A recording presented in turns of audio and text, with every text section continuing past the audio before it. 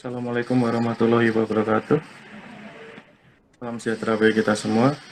Kami dari kelompok 4 akan mempresentasikan hasil analisis sumber daya lahan dan air Subdes Tambak Bayan, Yogyakarta. Untuk hasil analisis yang pertama, terkait dengan pendahuluan dan kemampuan lahan akan dijelaskan oleh rekan saya, Nurul. Kepada Nurul dipersilakan. Ya, untuk Subdes Tambak Bayan sendiri merupakan bagian dari Das Opa Oyot yang melewati Kabupaten Sleman dan juga Kabupaten Bantul dengan luas wilayah sekitar 3.499 hektar, di mana penggunaan lahan pada Subdes ini digunakan untuk pemukiman, pertanian, peternakan, dan juga pembuangan limbah. Untuk selanjutnya, tentang kemampuan lahan, di mana pada Subdes Tambak Bayan ini dilakukan pengukuran kemampuan lahan dengan metode weight, aritmatik, dan juga subjektif, di mana secara umum dari ketiga metode tersebut kemampuan lahan di daerah hulu lebih buruk daripada di daerah hilir. Selanjutnya, untuk kesesuaian lahan tanaman padi. Dari ketiga metode yang digunakan, secara umum di bagian hulu dan juga di bagian tengah lebih sesuai untuk ditanami padi karena didukung oleh kondisi topografi dan juga ketersediaan air yang cukup. Untuk selanjutnya, kesesuaian lahan untuk tanaman cabai merah. Dari ketiga metode yang digunakan, secara umum, tanaman cabai merah paling sesuai ditanam pada bagian teras sungai karena memiliki kondisi topografi yang landai, pasokan air yang cukup, serta kondisi kekeringan yang tergolong rendah. Untuk selanjutnya, kesesuaian lahan untuk tanaman salak, di mana pada ketiga metode yang digunakan secara umum, tanaman salak cocok untuk ditanam pada bagian tengah dan juga bagian hilir sungai karena kondisi topografi yang tidak terlalu terjal, pasokan air yang cukup, serta erosi yang tergolong kecil. Untuk selanjutnya, kesesuaian lahan untuk non-pertanian, di mana kelompok kami memilih untuk mengetahui kesesuaian lahan terkait gelanggang olahraga publik, di mana setelah dilakukan pengolahan, bagian hulu dan juga bagian tengah dari Subdes Tambak Bayan paling cocok dan sesuai untuk dibangun gelanggang olahraga karena aksesibilitasnya yang mudah serta banyaknya lahan yang dapat diusahakan untuk dibangun gor daripada di bagian hilir yang cenderung lebih banyak pemukiman. Untuk selanjutnya, arahan penggunaan lahan Subdes Tambak Bayan. Secara umum, penggunaan lahan Subdes Tambak Bayan sudah sesuai, kecuali di bagian lembah sungai karena masih banyak ditemukan pemukiman sehingga perlu dilakukan perbaikan.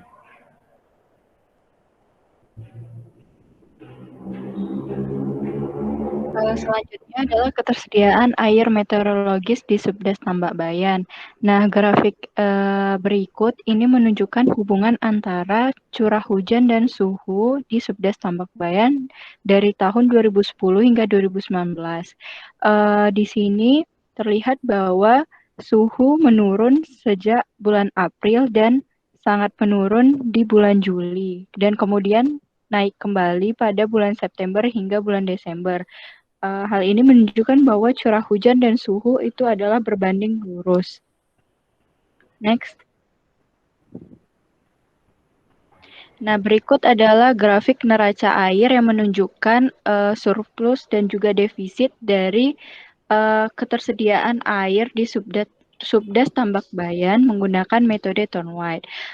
Ada grafik dari tahun 2010 hingga 2019, di mana secara keseluruhan dapat disimpulkan bahwa pada bulan Juni hingga bulan September terjadi defisit air, yang mana input air lebih kecil dibanding evapotranspirasi, sehingga terjadi kekeringan pada bulan Juli hingga September. Dan pada bulan Januari hingga Mei ataupun November hingga Desember terjadi presipitasi yang tinggi dibandingkan evapotranspirasi sehingga keadaan menjadi surplus. Next. Lanjut. Nah, selanjutnya adalah hujan wilayah. Hujan wilayah dihitung menggunakan metode polygentisen dan juga metode IDW.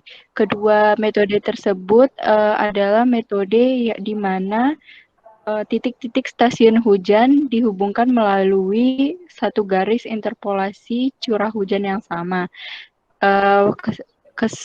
Pada umumnya, dari peta kita dapat melihat bahwa curah hujan tahunan tertinggi itu berada di wilayah hulu dan yang paling rendah berada di bagian tengah. Next. Oke, selanjutnya ada grafik hujan kala ulang. Grafik hujan kala ulang itu menunjukkan probabilitas intensitas hujan yang paling memungkinkan dalam waktu tertentu. Nah, di situ ada kala ulang 2 tahunan dan kala ulang 5 tahunan. Di mana kala ulang 5 tahunan itu menunjukkan intensitas lebih akurat karena waktu rentangnya itu lebih panjang. Kemudian next. Kemudian ada hidrograf. Nah, debit di situ bisa kita lihat bahwa debit puncak itu terjadi dalam waktu 1 jam, yaitu 3,5 meter kubik. Nah, puncak terjadi dalam waktu cepat tersebut itu sesuai dengan karakteristik subdes tambak bayan yang memiliki luasan sempit dan orde sungai yang tidak banyak, sehingga air hujannya langsung masuk ke sungai dan langsung membentuk debit yang tinggi dalam waktu yang cepat. Nah, berarti dalam dalam hal ini si subdes tambak bayan itu mempunyai resiko banjir yang cukup tinggi karena debit puncak tercapai dalam waktu yang cepat, tetapi banjir tersebut akan cepat surut. Next. Kemudian di situ ada debit andalan. Nah, debit andalan ini menunjukkan probabilitas 50%, 70%, dan 80%.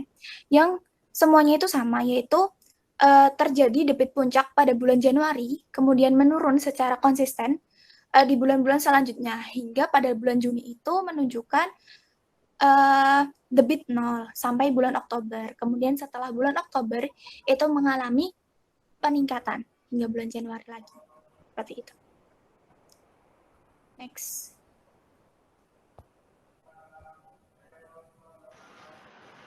Selanjutnya untuk ketersediaan air tanah.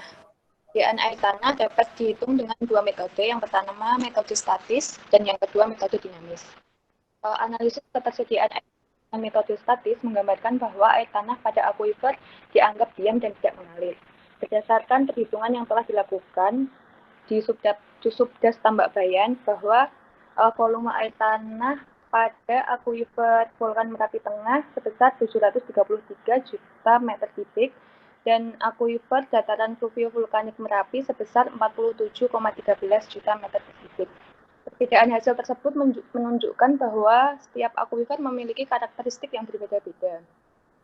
Sehingga berdasarkan perhitungan yang diperoleh, nilai total volume air tanah pada wilayah kajian subdes tambak bayan sebesar 780 juta meter kubik. Yang kedua, analisis ketersediaan air tanah dinamis. Ketersediaan air tanah dengan metode dinamis ditunjukkan oleh debit air yang merupakan pergerakan air tanah per satuan waktu. Berdasarkan perhitungan debit air tanah yang dilakukan, diperoleh bahwa nilai debit pada akuifer Vulkan Merapi Tengah sebesar 691,3 meter kubik per second dan dataran fluvio vulkanik Merapi sebesar 74,77 meter kubik per second. Sehingga nilai total debit air tanah dengan metode dinamis sebesar 766 meter kubik per second. Next. Selanjutnya, analisis hasil aman penerapan. Berdasarkan hasil perhitungan di subdes tambak bayan, hasil aman penerapan diperoleh nilai sebesar 18 juta meter kubik. Nilai tersebut merupakan volume air tanah yang boleh diambil agar tidak berdampak pada kerusakan lingkungan. Kemudian untuk kebutuhan air dibagi menjadi dua, yaitu kebutuhan air domestik dan kebutuhan air non-domestik. Untuk kebutuhan air domestik, untuk setiap jumlah penduduk pada kecamatan yang dilalui oleh batas subdes, diperoleh total 12.885.573 meter kubik per orang per tahun. Next. Kemudian untuk kebutuhan air pertanian, terdiri dari kebutuhan air untuk lahan sawah, diperoleh total 59.555.736 meter kubik per tahun per hektar. Kemudian untuk kebutuhan air lahan kering, tegalan, dan kebun diperoleh total 10.609.057 meter kubik per tahun per hektar. Next. Kemudian untuk kebutuhan air peternakan terbagi menjadi 3, yaitu ternak besar, ternak sedang, dan ternak kecil. Kemudian untuk ternak besar sendiri memakan 31% dari total keseluruhan kebutuhan air peternakan. Sedangkan untuk ternak kecil sebesar 69%. Next. Kemudian untuk kebutuhan air industri diperoleh total 6.103.716 meter kubik per orang per tahun. Next. Kemudian untuk daya dukung lingkungan diperoleh dengan cara membagi ketersediaan air dengan kebutuhan air, sehingga diperoleh daya dukung lingkungan air sebesar 271,39, yang artinya kebutuhan air di wilayah Subdas Tambak Bayan masih dapat tercukupi. Kemudian untuk status mutu air diperoleh dengan metode storage. Untuk bagian hulu, tengah, hilir, semuanya memiliki status mutu buruk atau tercemar berat. Next. Kemudian untuk kerentanan air tanah menggunakan metode drastik, secara kualitas dan kuantitas, bagian hulu memiliki kerentanan tinggi, bagian tengah memiliki kerentanan sedang, dan bagian hilir memiliki kerentanan rendah. Next.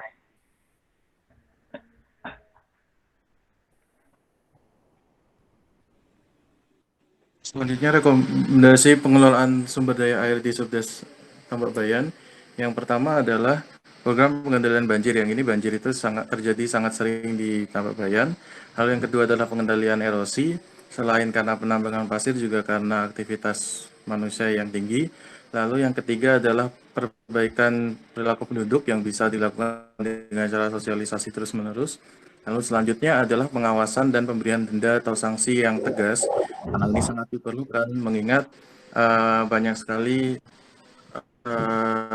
orang yang melakukan pelanggaran hukum di sini. Yang selanjutnya adalah perluasan daerah bantaran sungai. Yang ini karena di sepanjang aliran sungai Tambak Bayan, daerah bantaran sungai digunakan untuk keperluan lain yang tidak semestinya. Lalu yang terakhir adalah pemantauan kualitas sungai yang perlu dilakukan secara kontinu agar datanya representatif, valid, dan akurat. Lalu terakhir, selanjutnya kesimpulannya, yang pertama, kelas kemampuan lahan di Subdas Tambak Bayan paling banyak ditemui adalah kelas 2 sampai dengan 4, yang artinya lahan di Das Tambak Bayan bisa digunakan untuk banyak keperluan, tetapi diperlukan penanganan tertentu. Lalu yang kedua, untuk kesesuaian lahan untuk padi itu bisa dilakukan di seluruh wilayah, hampir seluruh wilayah. Untuk cabai merah itu bisa dilakukan terutama di hilir dan salak di hulu. Nah, dari hasil ini bisa dianalisis lebih lanjut sehingga masing-masing wilayah memiliki keunggulan komoditas pangan yang spesifik. Selanjutnya, dalam hal kesesuaian lahan non-pertanian, selanjutnya tentang gelanggang olahraga, ini juga bisa dibuat terutama di bagian utara yang paling cocok. Lalu selanjutnya terkait dengan rekomendasi penggunaan lahan, yang paling kami tekankan adalah terutama penggunaan lahan di lembah sungai dan sekitarnya, termasuk di teras sungai. Yang di situ sampai saat ini penggunaan lahan paling banyak adalah permukiman, sedangkan seharusnya di situ bisa digunakan untuk lahan non budidaya atau lahan lindung atau kawasan lindung. Selanjutnya berkaitan dengan air di Subdas Tambak Bayan, ketersediaan air secara umum aman karena nilai surplus dan defisitnya cenderung stabil di sepanjang tahun sesuai dengan pola curah hujan monsunal yang ada di wilayah ini. Lalu selanjutnya, potensi air tanah di Subdas Tambak Bayan sangat tinggi, terutama berkaitan dengan akuifernya yang terhubung dengan akuifer Gunung Api Merapi, yang memiliki cadangan dan potensi yang sangat besar. Lalu kebutuhan air di Subdas Tambak Bayan juga tinggi karena aktivitas yang tinggi, terutama untuk pertanian, domestik, dan industri. Dan selanjutnya karena penggunaan air yang sangat tinggi ini pula, pencemaran di Subdas Tambak Bayan juga tinggi. Dan ini perlu diperhatikan. Tetapi dalam hal daya dukung dan daya tampung lingkungan, di Subdas Tambak Bayan secara daya dukung lingkungan masih memenuhi standar. Artinya dalam hal ketersediaan dan kebutuhan air masih dapat terpenuhi.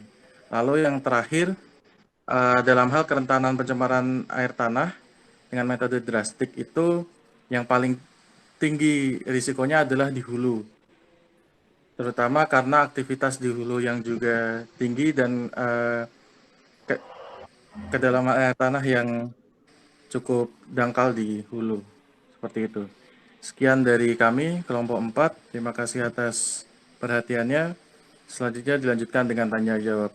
Atas perhatiannya kami ucapkan terima kasih. Segala salah dan kekurangan dari kami mohon maaf. Terima kasih. Wassalamualaikum warahmatullahi wabarakatuh.